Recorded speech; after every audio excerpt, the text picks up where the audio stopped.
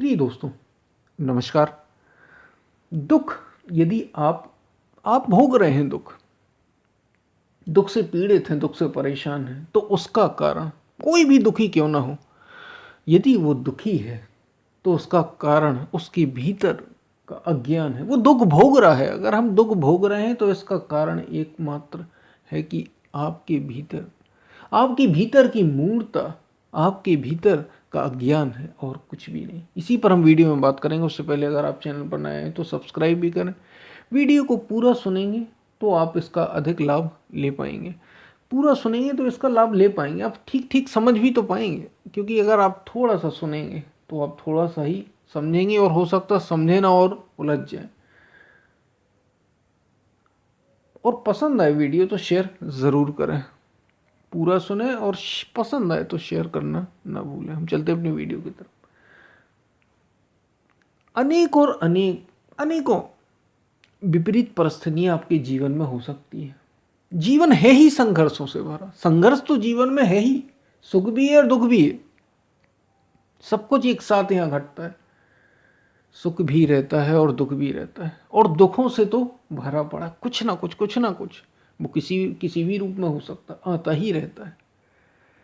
तो विपरीत परिस्थितियां बाहर खूब हो सकती हैं, भरी हो सकती हैं, लेकिन कोई व्यक्ति दुखी होगा, यानी दुख को भोगेगा अपने भीतर, या नहीं भोगेगा, ये बाहरी परिस्थितियां तय नहीं करती। हमेशा याद रखिए, ये तो आपका अंतरतम ही तय करता है। सुख दुख इस संसार में सब काहू को होए। कोई ऐसा नहीं जो बचा हो इससे, चाहे वो बड़े से बड़े महापुरुष, स्वयं राम, स्वयं कृष्ण, जिनको हम भगवान मानते हैं, इतने बड़े बड़े महापुरुष भी आए धरती पे, तो उन्हें भी सुख दुख उनके जीवन में भी आए। तो सुख दुख इस संसार में सब काहू को होए। ज्ञानी काटे ज्ञान ते। ज्ञानी ज्ञान से काट रहा है, अज्ञानी काटे रोए। अज्ञानी रोकर काट रहा है, यानी दुख तो सबके जीवन में आ रहे हैं। यानी दुख ये नहीं, दुख को भोगना, अगर कोई व्यक्ति दुख भोग रहा है तो इसका एकमात्र कारण है कि उसके भीतर अज्ञानता का भाव है। राम के जीवन को देख लें, कृष्ण के जीवन को देख लें आप, वो अज्ञानी है अगर कोई दुखी है। राम के जीवन को आप देखें, जीवन कष्टों से भरा हुआ सिलसिला सा लगेगा आपको, लेकिन कहा जा रहा है कि जो आनंद सिंधु सुख राशि, भगवान राम के लिए कहा गया है कि जो आनंद सिंधु सुख राशि, उनके जीवन में आप देखें कष्टों का सिलसिला है एक साथ। लेकिन अगर राम को देखें आप कैसे, उनके जीवन में दुख हैं, लेकिन राम भीतर से कैसे हैं, सदा आनंदित। जो आनंद सिंधु सुख राशि, भगवान श्री कृष्ण को ले लें, जिनका जन्म ही जेल में हुआ, जन्म ही जेल में हुआ जिस व्यक्ति का, सोचिए आप, शुरुआत ही कष्टों से। फिर वो कहीं रहे, माता पिता कोई और थे, कहीं उनका जन्म हुआ, उसके बाद मथुरा वृंदावन, उसके बाद फिर मथुरा जाते हैं, वृंदावन से मथुरा, गोकुल, गोकुल से वृंदावन, वृंदावन से मथुरा, मथुरा में कंस का वध, फिर कहीं द्वारकाधीश। तो जीवन सिलसिला रहा कष्टों का, दुखों का। लेकिन कृष्ण को देखें आप, कृष्णम वंदे जगत गुरु, सबसे ऊंचे कोटि के योगेश्वर भगवान श्री कृष्ण, जिनके मुख से गीता जैसी परम वाणी निकली। गीता सुगीता कर्तव्यम किमन्ये शास्त्र विस्तरे, उसके बारे में कहा जाता है, गीता के बारे में, कि ये स्वयं भगवान की वाणी है, और दी किसने, भगवान श्री कृष्ण ने। और जीवन एकदम संघर्षों का सिलसिला रहा, फिर भी कृष्ण सदा मुस्कुराते रहे। कृष्ण को देखें आप, आनंदित, सदा मुस्कुराते हुए। राम आनंदित, यानी बाहरी परिस्थितियां कैसी भी हों, कुल मिलाकर कहने की बात यह है कि बाहरी परिस्थितियां ये तय नहीं करती कि आप दुख भोगोगे या नहीं भोगोगे। दुख तो आ रहे हैं, सुख दुख सब आ रहे हैं, लेकिन हम दुखी नहीं होते, हम बस उन्हें जीते चले जाते हैं और बड़े आनंद पूर्वक, भी लगते ही नहीं है जैसे दुख हो। वो खेल हो जाता है। कृष्ण के जीवन में सब खेल है, अद्भुत द्वंद्व, दो विपरीत द्वंद्वों से भरा जीवन भगवान श्री कृष्ण का, लेकिन जीवन खेल है, अद्भुत खेल उनके जीवन। ऐसे हमारे महापुरुष हुए और यही हमें शिक्षा दी जा रही कि अगर तुम दुखी हो, दुख को भोग रहे हो, अगर दुख को भोग रहे हो तो इसका कारण ना तो कोई बाहरी परिस्थिति है, ना कोई बाहरी व्यक्ति है, कोई किसी दूसरे से मतलब ही नहीं, किसी परिस्थिति से मतलब नहीं। अगर आप दुख भोग रहे हैं तो इसका कारण ही है कि आप अज्ञानी हैं। आपने अपने को समझ ही शरीर रखा या तो मन रखा, क्योंकि जब तो आप शरीर होंगे केवल तभी दुख होगा, जब आप मन होंगे केवल तभी दुख होगा। शरीर होगा तो कष्ट होगा, दुख मतलब शरीर का दुख, शारीरिक कष्ट होगा। जब आप शरीर होंगे, शरीर में कष्ट तो होंगे, ये तो सहज ही होते हैं। शरीर में रोग कष्ट बाधाएं आती रहती हैं, लेकिन केवल शरीर की ही नहीं, कभी धन का, कभी किसी सुख का, कभी किसी सुख की। इस लालसा में जब सुख आपको नहीं मिलेंगे तो भी आप दुखी होंगे। ये मन के दुख है। यानी जब आप शरीर और मन बने रहेंगे, दुख होना, जब तक शरीर और मन बने रहेंगे दुख होना तय है। दुख आप भोगेंगे ही भोगेंगे। कहा ही गया है, सुख दुख इस संसार में सब काहू को हुए। ज्ञानी काटे ज्ञान से, ज्ञानी अपने ज्ञान से उसे काट देता है कि ना तो मैं शरीर हूं ना मैं मन हूं, मैं ये हूं ही नहीं, तो फिर दुख किसे? कौन है दुखी जिसे किया जा सके?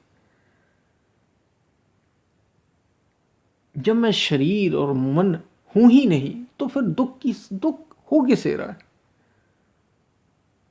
ये तो शरीर और मन के साथ जुड़ा है।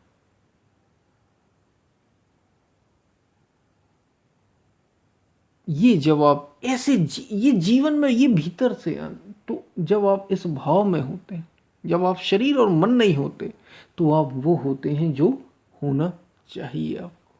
और जब आप जो होना चाहिए वो होते हैं तो फिर दुख भोगने का सवाल ही नहीं होता। फिर तो सब खेल हो जाता है, सब लीला हो जाता। इसलिए कृष्ण लीला, राम लीला, राम का जीवन लीला है, कृष्ण का जीवन लीला है। क्यों? क्योंकि वे अपने में स्थित है, वे अपने आत्म भाव में स्थित है,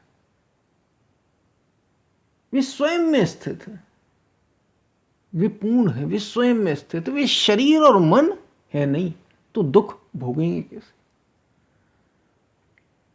भी दुख भोगते ही नहीं। ये अज्ञान की अवस्था है। बाहरी परिस्थितियां कैसी भी हैं, बाहरी परिस्थितियां सुखों से भी हो सकती, तो भी वे सुख को नहीं भोगते। क्योंकि अगर सुख भोगेगा, याद रखना, सुख भी मन से होता है। सुख शरीर और मन की वस्तु है, भौतिक है। अगर तुम सुख भोगोगे तो दुख भोगना तय हो जाएगा। सुख लिया कि दुख मिलना ही है, क्योंकि सुख होगा ही शरीर के तल पर, सुख होगा ही मन के तल पर। जो सुख लेता है उसे दुख लेना पड़ेगा, ये बिल्कुल तय है। और जो सुख ही नहीं चाहता, जब सुख की कामना ही नहीं होगी तो दुख होगा कैसे? तब तुम अपने भाव में स्थित हो। और ये सुख दुख से अगर आप परे होते हैं तो या तो आप स्वयं में स्थित हैं या फिर आप उस ओर बढ़ रहे हैं, उस ओर बढ़ते चले जा रहे हैं। एक तो वो होता है जो वास्तविक जानकार है, जो योगी है, जो योग में स्थित है, परम भाव में स्थित है, वो सुख दुख से अत्यंत परे होता है। और दूसरा वो है जो उस अवस्था में चल रहा है, आगे बढ़ता चला जा रहा है, वो भी प्रयास करता है बार बार अपने में स्थित हो। दोनों ही दुख को कम से कम, इन्हें दुख ये नहीं दुख भोगेंगे, बहुत कम से कम। जिसमें योगी या ज्ञानी तो भोगेगा ही नहीं, क्योंकि वो है ही नहीं। शरीर नहीं है, मन नहीं है, तो दुख का सवाल ही नहीं। और जो अभी चल रहा है उस रास्ते पर, साधक है, वो धीरे धीरे इससे मुक्त होता चला जाए। बाकी सुख में सुखी होंगे और दुख में रोएंगे, दुखी होंगे। मुक्ति का कोई सवाल नहीं। मुक्ति का मतलब ही है तुम सुख दुख दोनों से परे हो गए। यही तो मुक्ति, और यही चाहिए, यही चाहिए हमें। हमें मुक्ति चाहिए। और मुक्ति का मतलब ये नहीं होता कि हमें केवल दुखों से मुक्ति हो जाए और सुख मिलते रहे, क्योंकि मुक्ति शरीर के तल पर नहीं होती। याद रखना, मुक्ति मन के तल पर नहीं है। मुक्ति शरीर और मन से परे की चीज है। सुख दुख शरीर और मन से हो सकते हैं, सुख दुख शरीर और मन में हो सकते हैं, रह सकते हैं। मुक्ति तो आत्मा की बात है। मुक्ति बड़ी मुक्ति बड़ी ऊंची बात है। मुक्ति तो होती ही आत्मा से। इसलिए कहा आत्मनो मोक्षार्थम जगत हिताय च। आत्मा मोक्ष, अपने खुद के मोक्ष और जगत के हित के लिए। तो याद रखिए, दुख आप भोग ही नहीं सकते। अगर दुख आप भोग रहे हैं तो निश्चित रूप से आप, ये भीतर की बात है, आप अज्ञानी हैं। कहीं ना कहीं आप शरीर और मन से जुड़े हैं, क्योंकि बिना शरीर और मन से जुड़े आप दुख भोग ही नहीं सकते। दुख भोगेंगे, जैसे ही आप दुखी होंगे, याद रखिए, जिस क्षण भी दुख आए, बिल्कुल बिल्कुल सतर्क हो जाइए। जैसे ही दुख आया जीवन में, समझ लेना कि आप मन से जुड़ गए, समझ लेना आप शरीर से जुड़ गए। एक ही फार्मूला है। तो क्या करेंगे हम उस समय? तुरंत अपने आत्म भाव में आएंगे। शरीर नहीं हूं, मन नहीं हूं। जैसे ही दुख मिले, समझ जाना कि हम मन हो गए, मन से जुड़ गए या शरीर से हम जुड़ गए, तभी हमें ये दुख मिला है। क्योंकि जो आत्म भाव में स्थित है, जो योगी है, वो दुखी नहीं हो सकता। वो दुखी हो ही नहीं सकता, क्योंकि वो शरीर और मन है ही नहीं। ये बात आपको समझ में आई होगी। हम फिर मिलते हैं, तब तक के लिए धन्यवाद।